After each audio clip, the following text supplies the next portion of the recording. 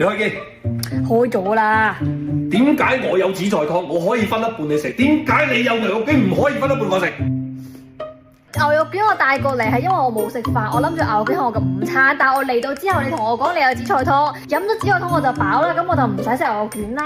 喂，你肚餓，你冇飯食，我分一半紫菜湯你食，咁你有牛肉卷，你係咪分半我食得唔得先？你一半牛肉卷，我一半牛肉卷唔得嘅咩？點解牛肉卷就係留翻俾你食？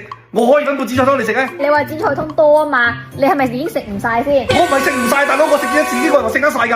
我意思係你既然紫菜湯多，牛肉卷咧係我嘅午餐嚟嘅，或者係我嘅晚餐。牛肉卷我係留翻我冇時間點外賣，但係我好肚餓搞清楚嘅時候食㗎。個紫菜湯唔係我多啊，係因為你肚餓，所以我分一半紫菜湯你食。咁我唔知你紫菜湯係唔多噶嘛，我以為你紫菜湯係多出嚟嘅，咁我意思就係我嘅食量細，我飲咗紫菜湯咧，我就食唔到牛肉卷啦。你留翻自己食，咁你唔顧我肚唔肚餓嘅喎？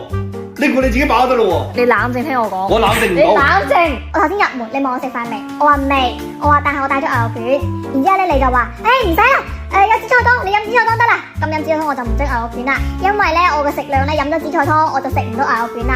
如果我飲咗紫菜湯咧，再整個牛肉卷咧就會浪費。但係，聽我講完先。聽我講完先，但係我中間答一句，但係你話牛肉卷我留翻我自己食。咁我都食唔晒，咁我整埋牛肉卷做咩咧？就唔使整啦。而家你就開始噴我啦，你就開始話我自私啊，就開始話我就係我唔俾你食點。點解你問下你老豆？喂，咁你夠唔夠飽啊？你唔夠飽嘅，我呢度有牛肉卷。如果你飽嘅，我就唔開呢度牛肉卷。咁你講出嚟咪唔一樣啦。但係你唔係，你表達意思啊？咁我唔整個牛肉卷啊。哇，咁我咪覺得咁唔可以一齊食牛肉卷，又可以一齊食紫菜湯嘅咩？咁因為你而家俾我2揀1，我只可以食一樣嘢。你想我食乜？我聽晒你鬧得未啊？